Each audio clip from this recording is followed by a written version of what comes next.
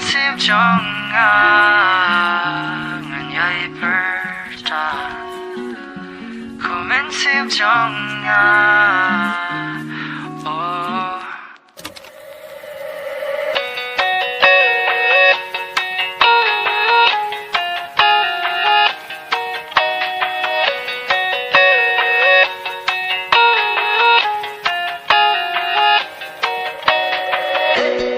Ethiopia haba pikdop nga sham ya ka jing ngan pilong ka jing ngau tho wala shantor ka sad kiski kia stat haba piton ring kat banga Flor per nai kim lanu jor ba jing shai banala Kumen sim trong ngan yai perta Kumen sim trong oh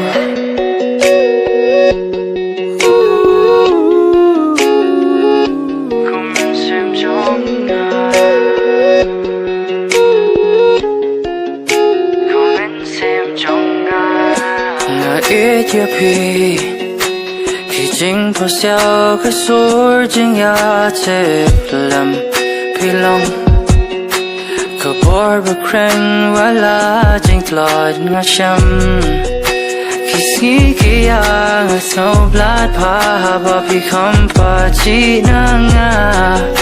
So dong ling wear ja pay bas at ko jing it kanala Kumen sim trong ngan yai perta Kumen sim trong oh Kumen sim trong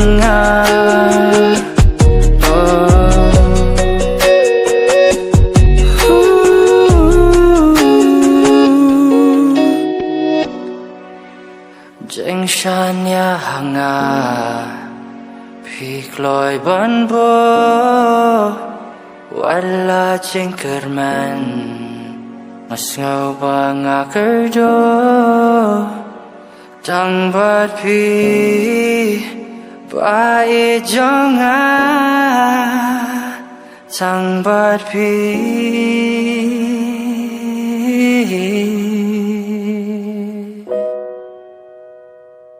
Kumen sim trong ngan